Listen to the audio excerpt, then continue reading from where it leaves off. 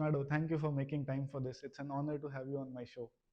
Thank you so much, Mitra. It's my Okay, pleasure. yeah. Let's start with Oneworks, one of the most high-profile projects as of now, the Metro project in Qatar. Tell me about the scale and vision of the project to start with. Well, let me start with uh, s- the very beginning of the story. Yeah. Um, the very beginning is actually when we decided to open an office in Dubai without any work. It was just a decision out of our heart.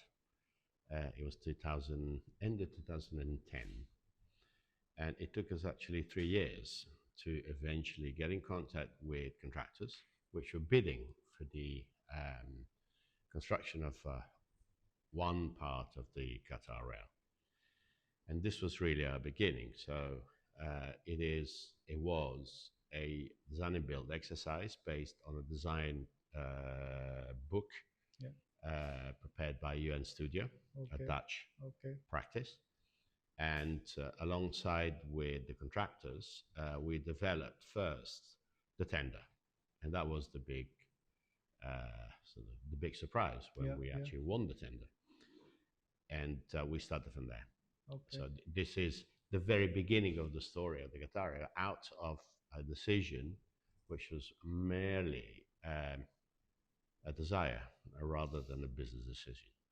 So this was your first proposition in Middle East, or you had worked before? Not really. We did a master plan in Mauritius Okay. in 2011, Yeah. and that was our very first project through the Dubai office. But Qatar was the thing that changed the pace in the Middle East and in the Gulf. Okay. And what exactly was your role or OneWorks role in this project? What stage of the project did you jump in? Well, we were the architects Okay. designing the stations, Yeah. 7 stations. We started with 7 stations, Okay. 7 standard stations, called them, which were part of the package the contractors won. And we were part of the team from the very beginning, because being a design and build exercise, the tender was about contractors Yeah. and designers. Okay. But of course, we were with other engineering firms, Covey from Denmark Yeah. and Italfer from Italy. And we were the only architects, all the rest were engineers. And at a point, we had some 30 architects on site in Qatar, in Doha, sitting together with hundreds of engineers and project managers, and of course, all the Okay. contractors. And this project was a part of collaboration with some other design studio, or was it No, only this you? was well, as I said, we started from a design guideline Yeah. prepared by UN Studio, but UN Studio was not involved in this phase. Our reference was really Qatar Rail. Okay. Qatar Rail had a design office led by an architect, and he was our reference for the Okay. development of the Okay. design. Uh, how long did this project go for? Oh, 4 years. It actually then developed into two other projects in Okay. Qatar for two major stations, which are actually delivered directly to Qatar Rail. So there Okay. was a second stage of a project where we were working on the 7 standard stations. Eventually, Qatar Rail, for some reasons, maybe because we were doing a good job, decided to appoint us also for the design of two of the major stations. All right. And so the whole period, I think, was about 4 years. We also had a chance to, and we were invited by Qatar Rail to a competition to design what was called a transfer museum in the first phase, and they changed name. Yeah. And we won the competition and developed the full design. And then, unfortunately, after it was contracted out, they stopped the building of this other Okay. building. But no, we had the chance to win the competition anyway. Congratulations on that. In this 4 year span of the project, what was your favorite moment or a breakthrough moment that will stay with you forever? Well, when we won the tender, Okay. it was a big one. It was the biggest ever tender we won. So it was, and it was a major project, sort of world famous project. So we felt that we were proud to be part of it. So really, it was the very first day. Definitely, it's a proud moment. When we talk about working on projects which are not in Italy or not in Milan, but in countries like Middle East or even in India, because I got to know that you were working also on a metro station development in India. We are still working in Chennai Okay, yeah. for 11 metro stations. So, what kind of logistical or creative challenges come across when you work in different settlements? Well, the first one maybe is not really logistical, but really is understanding the environment you're Yeah, working with. yeah, And they're very different one to another. Working in Europe, working in the Gulf, working in India. But even within Europe, when you're working in Spain or working in yeah, Latvia, yeah. it makes a difference.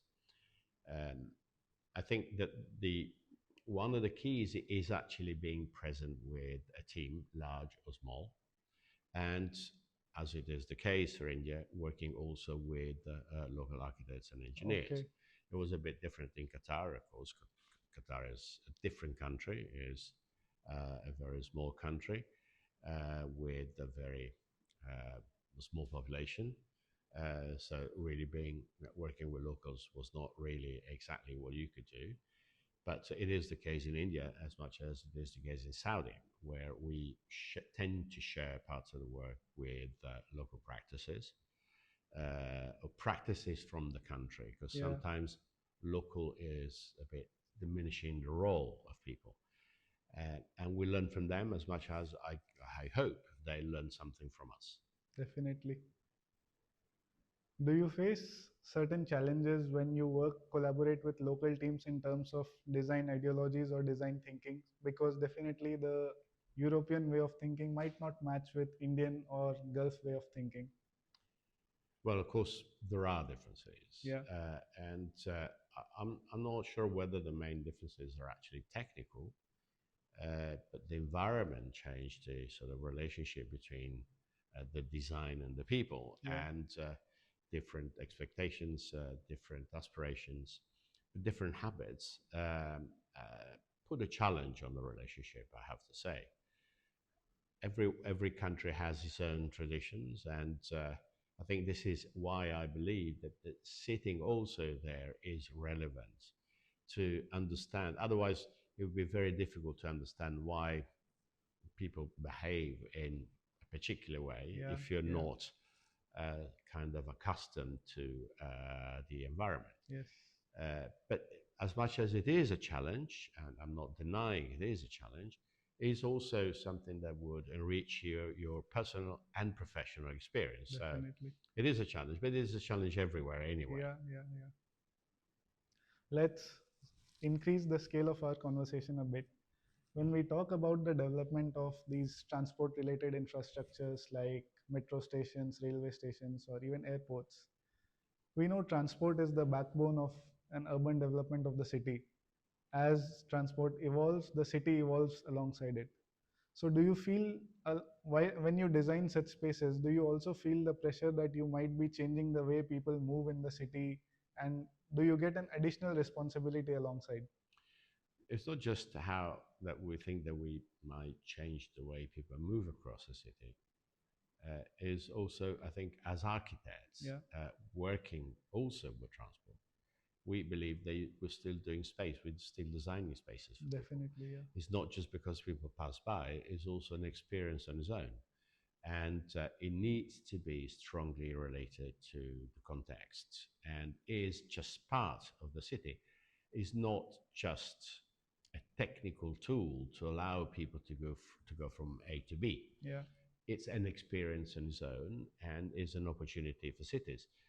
You said that as transport evolves, cities evolves. It's also true the other way around. definitely. Yeah, As cities evolve, then transport yes, evolves as well. So, is one part of a city is the, as you say, the backbone of a city, and it needs to be part of it. It's not just it's not a medical tool yeah, to try and help people moving. Is exactly part of the city. It's part of the fabric of the city, And this is, I suppose, what we're trying to do through our work. Great. Okay. Since we are talking about international projects, let me ask you this. When OneWorks was envisioned, was it always planned that this was going to be a global studio? Or in the beginning, there was a different vision, and then as the scale evolved, you expanded to a global limit? Well, Julia, which is my business partner, Yeah. and I graduated together in 1986, I suppose. And we were dreaming as we were students. And one day we shared the idea that if we ever had a practice together, we would call it the mobile practice.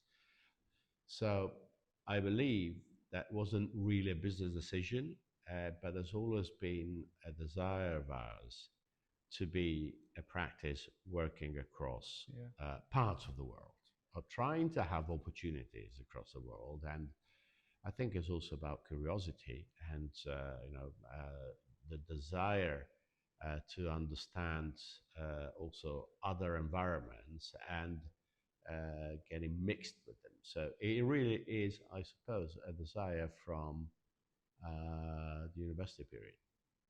Okay. It took a while to get there, though. Was there some vision that or principle that you started with and now it has changed, or some principle which has stayed with you forever? Well, I suppose the principle which we've always shared, and I'm not sure whether that was a sort of a decision or Yeah. just part of our soul, is to be architects working with projects which not necessarily always involved architects. And so taking the opportunity to actually work with things which should give us the opportunity Yeah. to work as architects, Yeah. but within an environment which was a kind of a leftover in the thinking of architecture at the time where we were students. Yeah. Yeah. Don't forget that we started across the 80s, well, the first half of the 80s, and these things were not really the focus of architects at the time. At the time, now they've become more popular, Yeah. but they weren't at the time. In a way, we started from the garbage, we like to say. Okay, that's an interesting anecdote. Since we are talking about the early stages of your career, I also got to know that you worked with Cino Zucchi. A long time ago. Yeah, a long time ago. We're So, still good friends. how was your experience of working with him? It was beginning of the 90s, so more than 30 years ago. Yeah. Chino had a small office at the time, but it was already very focused on architecture, and I believe a great architect. It was a great experience. Trying to challenge Chino, which is not easy, I Yeah. promise. Yeah. But as much as it is not easy, is also a very receptive guy and loves the idea that you are actually trying to challenge what he says. You virtually never come to be the one winning the discussion, Okay. but it is a great training I would suggest for any young architect. How long did you work there? 2 years? 2 years. And then you started OneWorks. No, actually not. Then we set up a company with another friend, which unfortunately is not with us anymore. Okay. And then Julia joined in 2000. So because after we graduated together, Yeah. Julia and I actually took two different routes. I went to London, he went to Berlin, working there. Then we came back. He was working in Venice, I was working with Chino. Okay. And then I set up this company with another friend, and Giulio did the same in Venice. And then in 2000, he joined this company I was working with. And in 2007, we set up Oneworks. So it took a while Okay. to rejoin, about 20 years. Yeah. Were there any learnings that you imbibed from your experience with Cino Zucchi that you still apply today? Sorry, say it again. Were there any learnings that you imbibed from Cino Zucchi that you still apply today? I think is the idea that the design is not a byproduct of a process. Okay. It's not something you put in a line Yeah. and develop as you go. It go around in circle. Yeah. Is maybe more. Is maybe not the most efficient way, but I think it's the best way. It's the only way to actually design something. You learn as you go, Yeah. and so you come back and do it again. So the design as the driver of the process and not the other way around. That's a very interesting anecdote. Let's shift the conversation a bit. Let's talk about Mykolaiv now. Yeah. So, just to give some background to the audience about Mykolaiv, it's a city in the southern part of Ukraine, which was heavily bombed during the early stages of Russia-Ukraine war. It's a story of recovery, resilience, and Oneworks is working on the regeneration of the city alongside certain pilot projects. So tell me everything about it. How did Oneworks get involved? Everything is a lot. It, you Uh, can speak as much as you want because this we is were involved by the UNEC, which is one of the organization of the UN, okay. the sort of European branch of the City Development Agency for Okay. the UN. And we're still working on a pilot project. Actually started as a pro bono exercise, and we Okay. accepted the challenge. Um, it was us, and it was the Foster Foundation. Okay. We are actually developing this project with Oneworks Foundation because we thought that being first a pro bono and then, of course, a paid exercise, that we thought they should stay with a foundation rather than a commercial practice. Although part of the work is, of course, developed by the Yeah. practice. Yeah. And we've accepted the challenge. We've accepted the idea that we're actually developing a pilot project. We shared and met Foster Foundation a few times in order to sort of align the possible main strategies for the future reconstruction of Okay. the Ukrainian cities. Yeah. We're doing an exercise in Mykolaiv, but and Foster is doing an exercise on Kharkiv. But the idea is that eventually um, these two efforts will define sort of guidelines for the reconstruction of the cities Yeah. once the war hopefully will be over. So this is how we started. We also had the chance to visit Mykolaiv, which isn't necessarily something very easy to do Yeah. during these times. Yeah. And we are having a great relationship with the people and the institutions in Mykolaiv, and they're very supportive. Of course, they sort of understand that this may be a good chance for them to rethink or re-engineer their cities when the war will end. We've been working first on a very large strategic plan. Yeah. And Mykolaiv is a city of about 500,000 people, um, with one major topic, apart from the bombing, the war, the reconstruction. But one of the effects of the war is that half of the population left the city, Okay. and they're now living either in other parts of Ukraine, less affected by the war, or in other countries in Europe. Okay.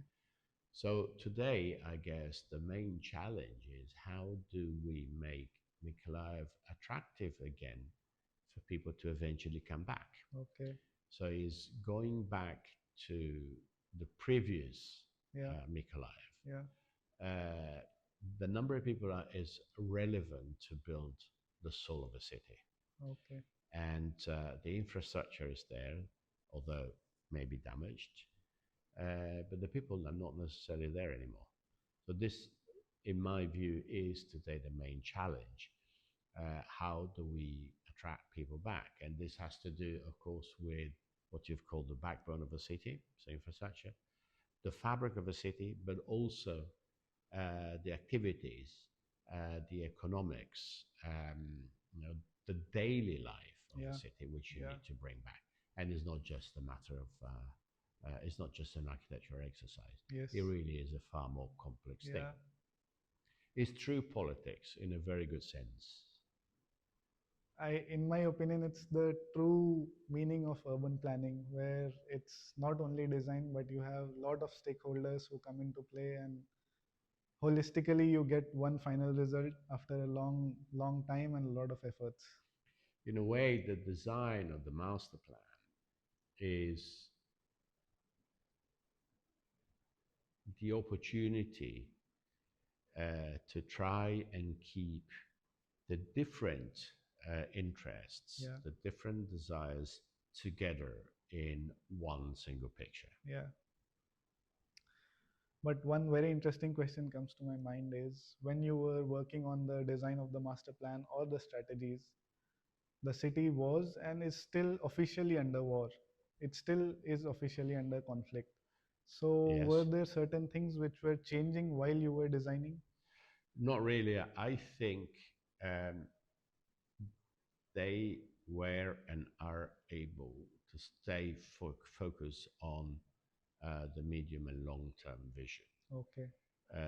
regardless of the daily events. Okay. That may, of course, change, but they don't really change the overall strategy.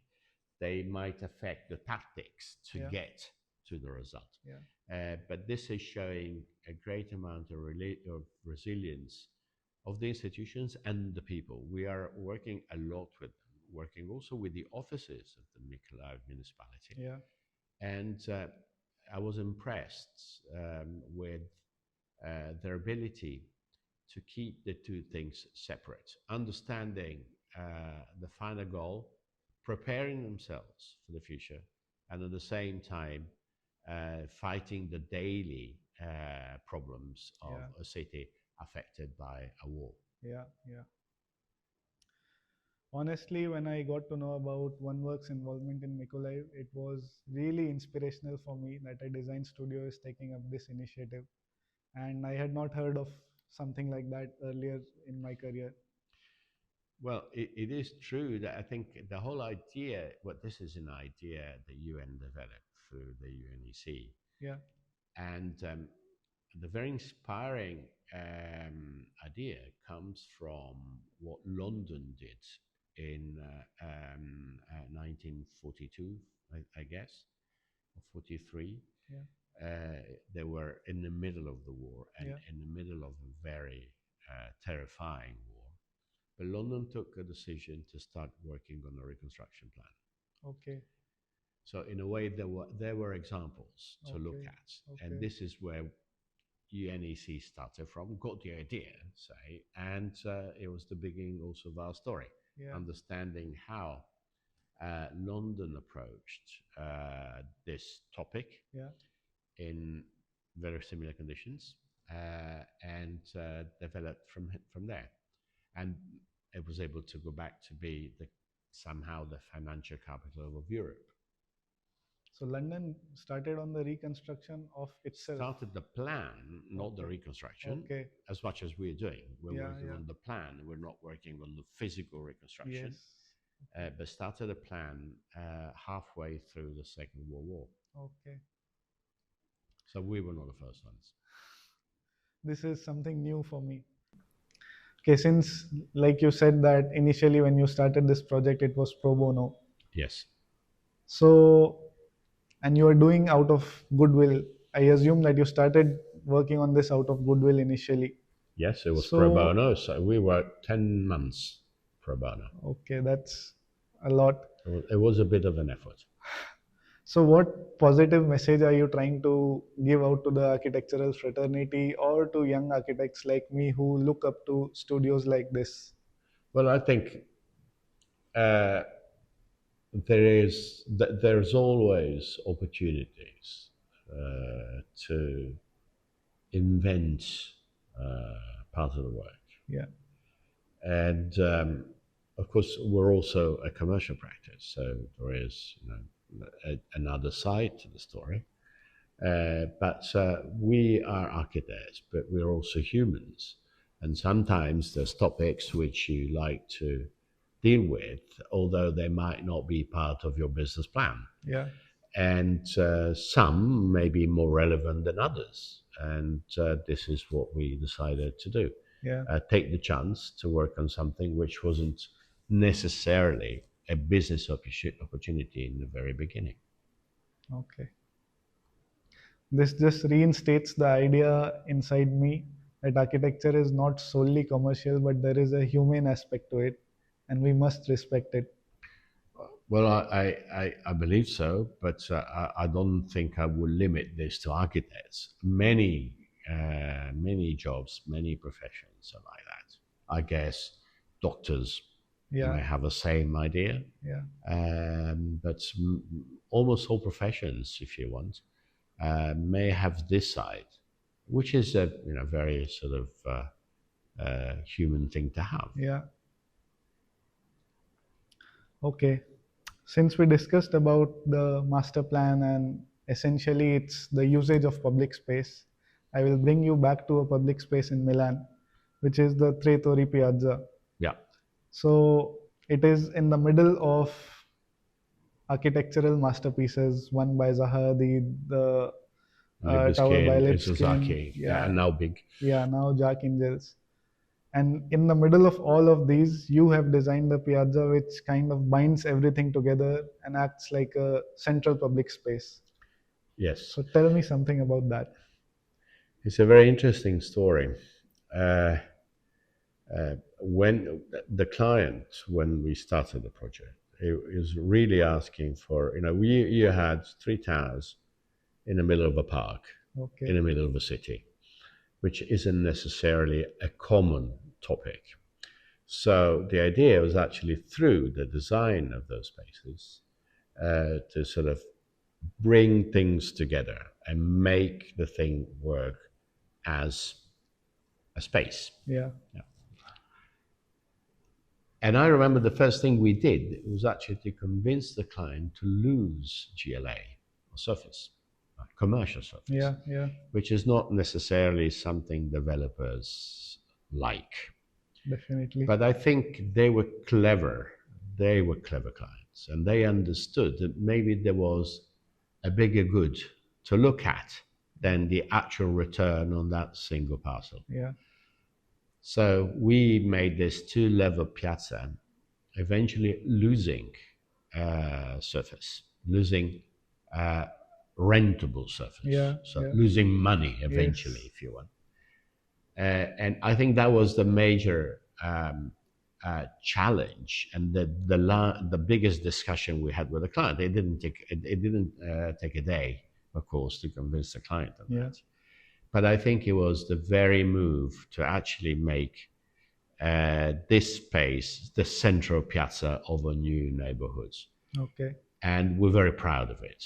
And I think it's also a very interesting space.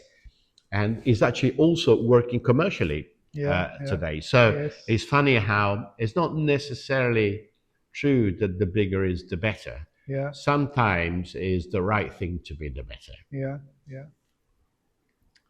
Okay. Later, if it's possible, can you sketch roughly the concept idea of this proposal for me on a piece of the square? It's actually a very simple square, and the idea is that try to find the human scale among those very tall buildings. Okay. So the lower plaza, in a way, is providing you with a more enclosed space, protected space, with a more human scale at your fingertips. Okay. But then releasing the idea of the high buildings, the 3 skyscrapers around it. Okay. Okay, now let's talk a bit about our profession. You know, architecture is a demanding profession. We always work by tight deadlines, lot of stress. Lot of hours. Yes. So in the middle of all this, I believe sometimes creativity takes a back seat. Sometimes, under the pressure of deadlines, you cannot be creative and you go through a creative block. Has it happened with you at certain point in your career? like anybody, I suppose. So how do you deal with it? What are your ways to deal Well, with it? as much as you go through blocks, it is true that it is also a very slow process. Yeah. So that gives you time to eventually recover, I Yes. guess. Of course, this takes time, takes money to go back and redo things. Yeah. Is we mentioned the idea of a sort of circular process Yeah. rather than a linear process. I think this is what allows you to also um, have difficult moments across the process, but you always have the sort of opportunity to go back and rethink. Yeah. So in a way, it is our profession. It takes a long time to do a project for many reasons. Clients change their ideas, procedures are difficult, there's a lot of things to do. But in a way, this is bad, but it's also good because it in a way, it gives you time to eventually rethink Yeah. as you understand how the sort of design is developing. And you learn by your own exercise. Yeah. Yeah. And so, in this sense, I prefer to think of it as a circular process rather than a linear one. Okay. And how do you deal with stress related to work? What do you do in your free time to, recharge and recover your brain? Well, I think as part of the expectations of being an architect to have very high moments and very low moments. Yeah. And the high moments pay for your low moments. Is I think I have a feeling that sometimes um, you enjoy your high moments more just because you also had your low moments Yes. throughout the project. So it's just a part, and I guess it's not just exclusive to architects. It's part of things where we are not applying any particular procedure in our work. We are swimming in a very large ocean. Yeah. And I think this is the challenge and the beauty of it. Okay. So, what do you like to do in your free time when you are away from work? How do you recharge yourself? I don't know, to be honest. Okay. I don't know. This is part of being an architect, I guess. Is most of your time is around what you're doing. Yeah. Okay. Let's move on to the future. Where do you envision Oneworks to be in the next 5 or 10 years? Well, that is a question that if I could answer, I'd be rich. I think architects work now, develop uh, their ideas and their business throughout the projects they're able to get. So uh, our vision has always been to be a practice working internationally, Yeah. and this is something that we are looking at. Although we already are somehow working internationally, I think this is our main focus. Although we understand that it's very important to have a root somewhere, and being also part of the local culture you come from. So these are the two sides we're trying to keep together. Yeah. Yeah. And this, I guess, is what we believe to be also our future steps. Staying rooted, but being able to flourish also in other parts of the world. And there's also a desire, it's not just a plan. There's a plan, but plans are based on desires. Yeah. Yeah. And desires are relevant, and you want to have the desire to go somewhere and work somewhere. And this, I think, is the driving force of our job. Yeah. It's not just necessarily a business decision. Yeah. Yeah. But this aspect of being rooted is very impressive because it kinds of makes you hold on to your virtues while you explore new realms of your design. Yeah, I think it helps you to also give a little bit of guidance to Yeah, what you do. And as you work in other places, then you bring back the experience and yeah, you're able to somehow mix this sort of international understanding with your sort of local local. roots. Yeah, So it's an exchange yeah, really, and it's not a one-way road. It's yeah. actually a two-way Two ways. system where Yeah, one influences the other and vice versa. And I think that is very relevant, particularly when uh, such as today, this idea of nationalism is growing, yeah, and is growing in this part of the world as well, in Europe. Whereas I believe richness is really about mixing and not separating. yeah. In the future times to come, what do you think is going to be the biggest challenge in architecture? Something that we are not yet prepared for. Well, I think it's very. I believe there is no one single answer to that, although I might not even know one single answer. Okay. As you said, we may not be prepared. But also, I don't believe we'll have to look and find for one answer for the whole world. Yeah. Um, the different regions are going through very different moments.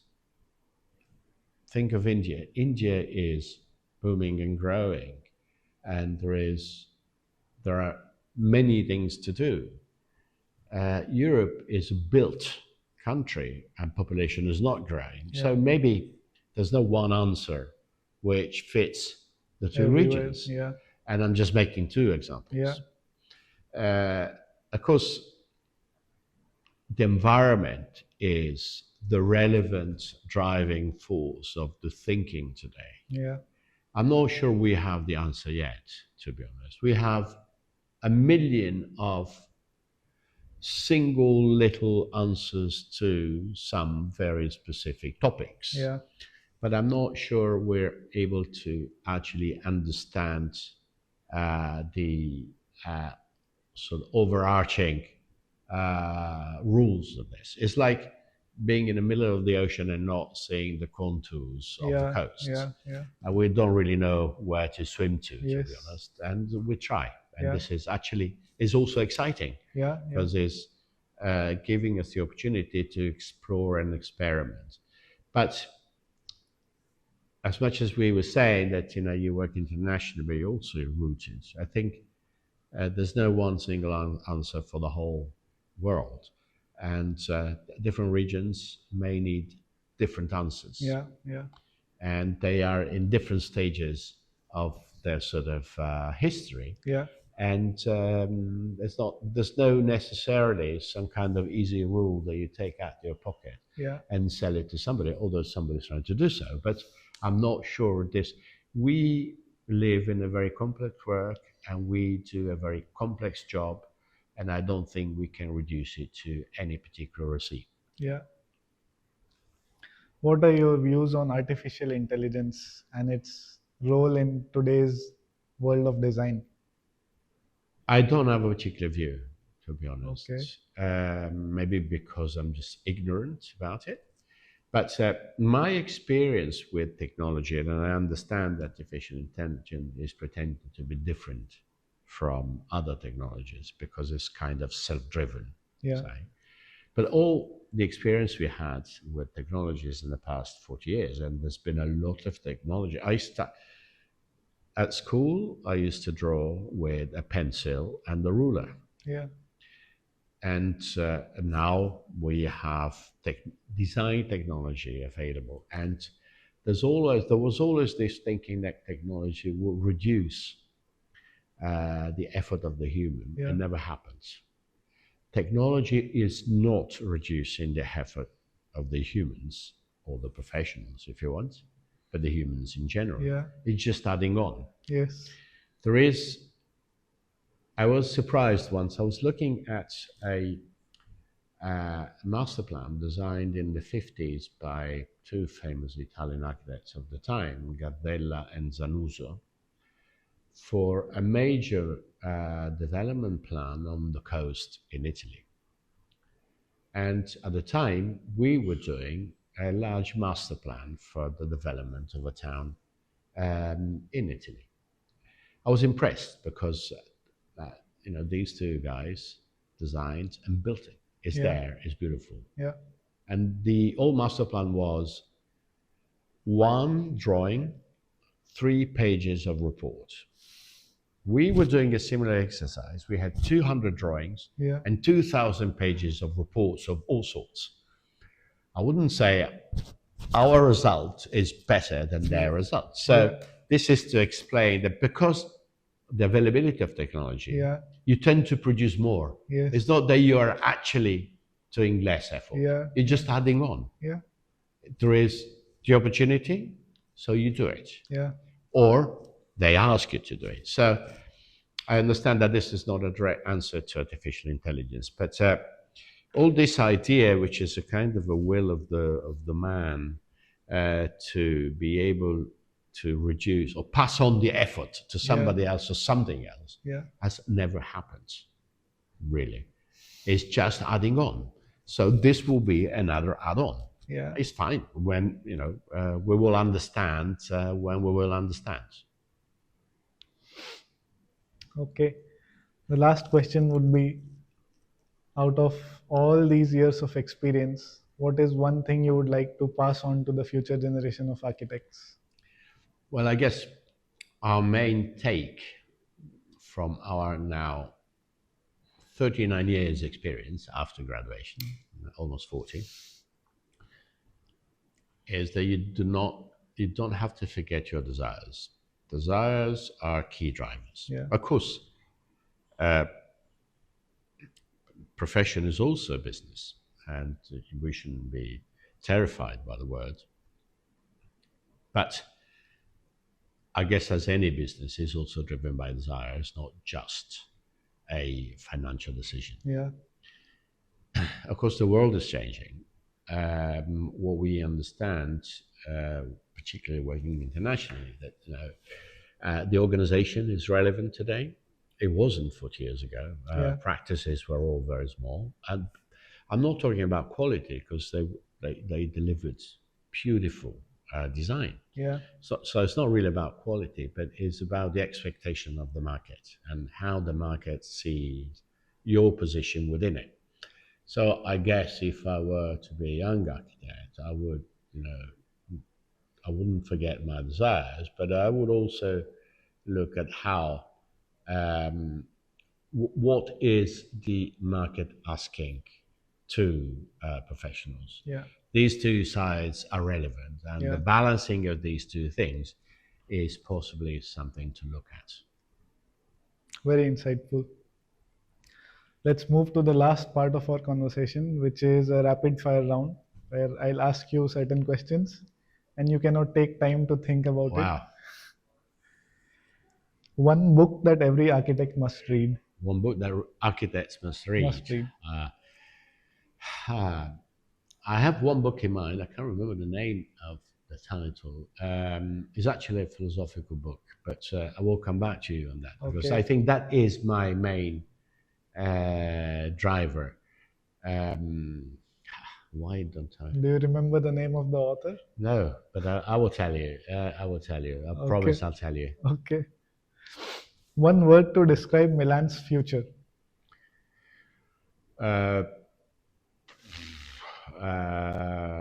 Size.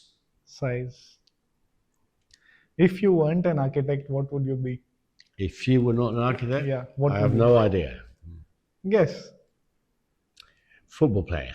Great. Which club do you support? Well, I've actually, I used to, no, I cannot say I used to play, but I was picked and then left by a club called Como, which used to Okay. play second division Yeah. when I was 14, Yeah. but I wasn't good enough, so they sent me home.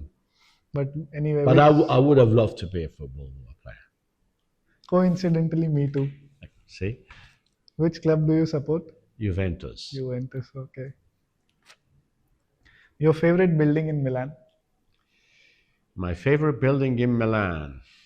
Um,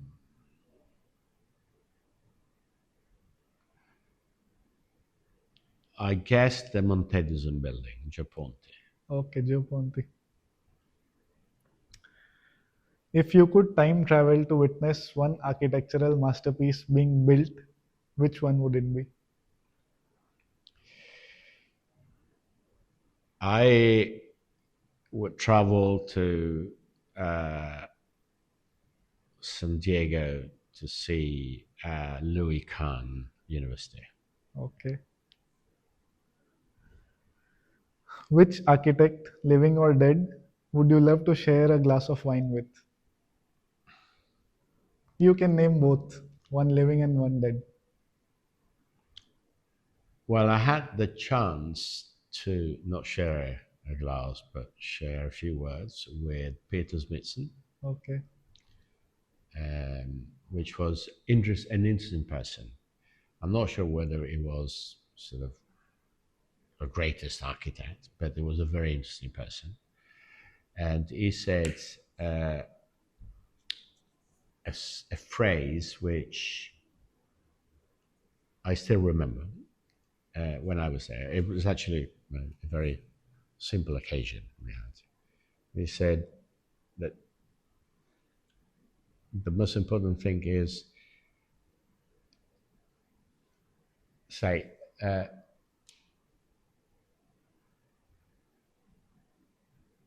the idea of being someone with the feeling of living somewhere, which in a way goes back to the idea of the sense of a place, Yeah. but with that kind of looseness, which helps not eventually focusing and becoming a strict ideologist of, say, or identitarian people. Yeah. Person. So I think that was the most, because I had the chance to talk to him. So I think I would rather share a glass of wine or maybe beer, being English, with him again. But unfortunately, it's died. Can you repeat the name for me? Peter Smithson, Smithson. Alison Okay. and Peter Smithson were wife and husband. Okay. What's the most bizarre request you have received from a client during a Oh, project?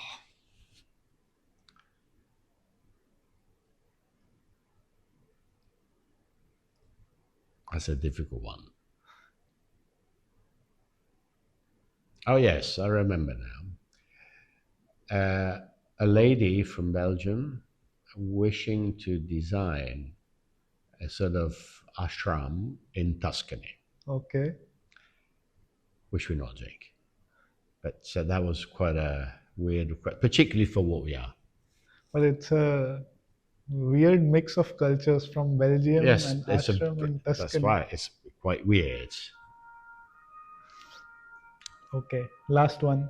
What is your go-to stress food, if at all there's any? I don't think it's not food, my sort of thing. Okay.